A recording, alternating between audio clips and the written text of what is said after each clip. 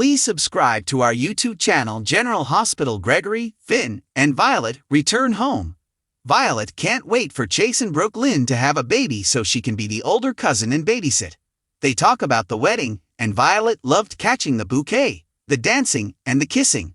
Finn says it's time for her bedtime, so she gives Gregory her bouquet to protect it. Gregory says today was magical, but he couldn't have gotten through it or these past months without Finn. He says he appreciates him. Gregory decides to turn in, but Finn stops him. He appreciates what his dad said and for being here for him after all the time they missed. Gregory says that is ancient history, and he's been a rock for him these past few months. Finn says he's in awe of his strength and that he is still embracing life. Gregory doesn't have a choice. The present is all he has. Violet returns in her pajamas and thanks her grandpa for watching over her bouquet. She wants to put it in water, but Gregory tells her she should preserve the bouquet by hanging it upside down for a few weeks to dry them out. She tells her grandpa she loves him and heads to bed. Finn gets emotional and thinks Violet is growing up so fast and he just thought about getting her away on her wedding day. Gregory says Violet will always need her dad. Before he heads to bed, Gregory apologizes for what he said to Finn the other day. He was angry at his disease and feeling helpless, and he lashed out in a petty and vicious way. He says it was a cheap shot, and he regrets it, and he loves both his sons and is proud of who they've become. He also praises him as a wonderful dad, and says he is doing a great job with Violet. Finn says that's because he always thinks what his dad would do all the time, as he's the best father he knows. Finn is moved to tears as Gregory kisses him on the forehead before turning in. Finn tells his dad that he loves him too. Finn helps his dad into his bedroom and out of his clothes when he struggles with them. Gregory jokes with him not to think about tucking him in. Finn says even he has his limits. He tells his dad to have good dreams, which is what he used to say to him as a kid. Finn heads to the living room and calls Alexis, who is working on her appeal. She asks about the wedding, and he tells her that he drank. He explains what happened, and Alexis says it sounds like he got caught up in the moment. He confirms he was, so is he just overreacting? She isn't saying that. They know staying sober is important, and a slip is a slip. However, he didn't fail, and he has to forgive himself. Finn says he was 7 years sober, and it was gone in 20 seconds. She says he didn't mean to drink, so he didn't mess up his sobriety date. She asks him to tell her that he knows this is not the end of his sobriety. He thanks her for talking him down and wishes her luck tomorrow.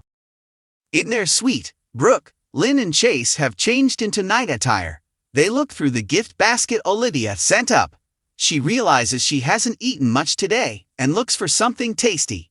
Brooklyn asks how he feels about his mom not being here for the wedding and away on assignment. He says he's used to his mom's job, and he thinks she bowed out because of what happened between her, his dad and Finn as to not make it an uncomfortable day. Brooklyn says they'll send her lots of photos, and she was so glad his dad officiated. They drink champagne in bed, and Brooklyn talks about the wedding, and they kiss.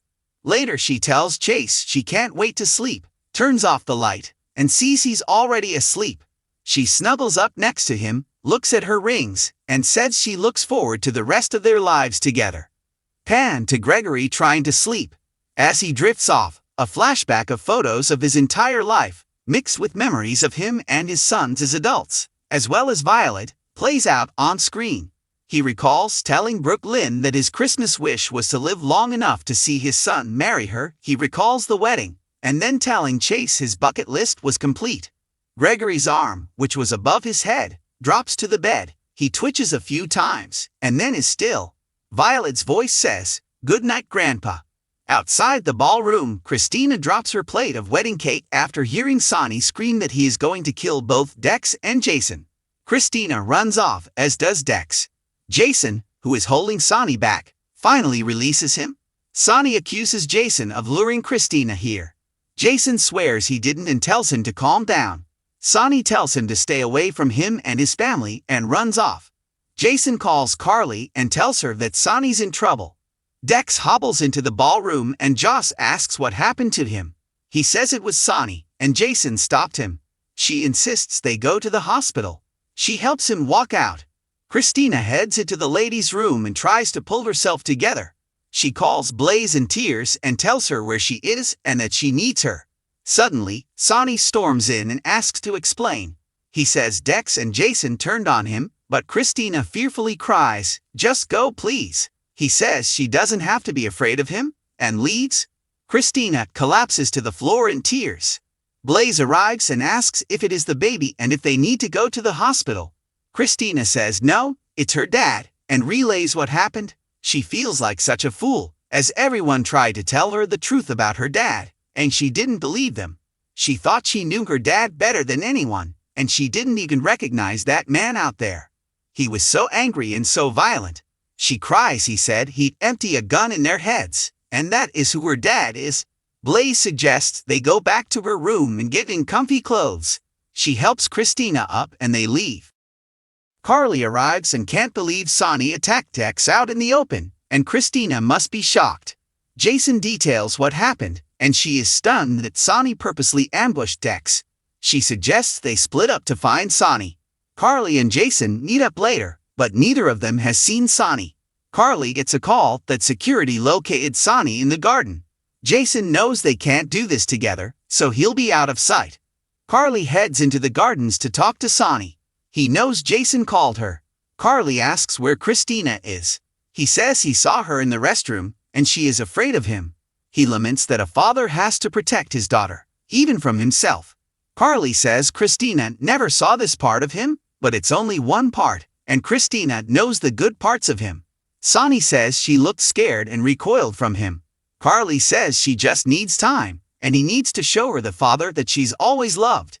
Sonny says he's not sure anyone loves him anymore. Carly says Christina loves him, but he can't change what happened and make Christina unsee what she saw. She says it was one night against a lifetime of love and support. She tells him he will get Christina back, but he must give her time. He says she may be right, but part of Christina will always be afraid he'll do it again. Carly asks him not to do it again. He says he can't promise that and walks off. Jason emerges from the shadows, and Carly has never seen Sonny like this. She doesn't know if she got through to him, but Jason thinks she did. She admits she's so scared, and they hug.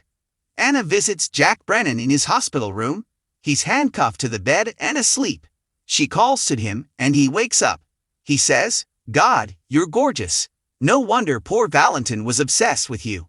She sees he's on the mend. He notices her dress and asks, "Special occasion?" She says she was at a wedding when she got the call. He was on the way to the hospital. She hears he is going to make a full recovery, and the weapon missed all his vital organs. She asks exactly what happened. He guesses those thugs in Pentonville were too much for him. Anna recalls him being first in their hands-on combat training, even besting the instructor. He says years of desk work have left him feeble. Anna doesn't believe so and accuses him of stabbing himself as he was never afraid to take a risk to get what he wanted. He says it's not fair to interrogate a helpless man. She says he's never more dangerous than when he appears harmless. She asks him about his visit from Carly. She finds it odd, given he had zip ties on him during their last meeting, and it appeared he was going to kidnap her. Jack jokes that she found him out. He stabbed himself in hopes that Carly would visit him here in the hospital. Anna says, "You think you are clever, but I'm better." Joss and Dex arrive, and he tells her she doesn't have to wait around, and he'll be fine. She refuses to leave him and asks how bad it hurts. Dex says his ears are ringing, and she notes he may need a CT. Dex didn't fight back, and he tried to dodge his blows, but says Sonny was out of control and wanted to kill him. He says he was looking for some recognition of the man he knew in his eyes, and didn't see it. Joss says Sonny either loves you or hates you, and right now he hates you. She notes it was a good thing Jason was there. Dex reveals Jason saved him, but it was Christina who really stopped Sonny. He asks why she asked Jason to protect him. She says because she loves him. Thanks for watching this video. Please subscribe to our YouTube channel, General Hospital Update, and stay with us.